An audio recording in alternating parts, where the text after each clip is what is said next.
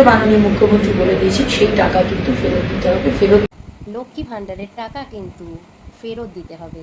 কেন বলছি আমি এরকম কথা?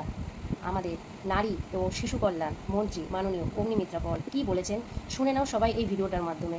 আর তিনি কি বলেছেন এবং তাদের কেন লক্ষ্মী ভাণ্ডারের টাকা ফেরত দিতে হবে শেয়ার করলাম ভিডিওটা। ভান্ডার পেতেন তারাই কি অন্নপূর্ণা ভান্ডারে ইনভেস্টেড হবেন, নাকি সেক্ষেত্রে আরো অন্য কোনো ভাবে কিছু এন্ট্রি বা কাটা হবে? না, তারাই হবেন এবং এক্সট্রা যারা পেতেন না তাদেরকেও অফকোর্স ইনক্লুসিভ করা হবে। এবং আমরা কোনো আগের সরকার বা তার আগের সরকারের দেওয়া কোনো যোজনা মাননীয় মুখ্যমন্ত্রী বলেছেন আমরা বন্ধ করছি না, সেগুলো সব চালু হবে, না সেগুলো সব চলতে থাকবে।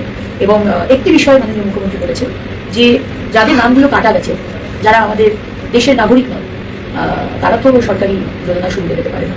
সুতরাং সেইগুলো আমরা দেখে নেব যে যারা যারা হয়তো নামটা কাটা গেছে কিন্তু সে পেয়ে যাচ্ছে, সে আগের লক্ষ্মীর ভাণ্ডার পেয়ে যাচ্ছে, সে আবাস পেয়েছে, তো সেটা মাননীয় মুখ্যমন্ত্রী বলে দিয়েছে সেই টাকা কিন্তু ফেরত দিতে হবে, ফেরত নিতে হবে। কিন্তু যারা যারা লেজিটিমেট, যারা যারা পেয়ে আসছে অবশ্যই তারাই পাবে, এবং যারা পেতেন না তাদেরটা আরও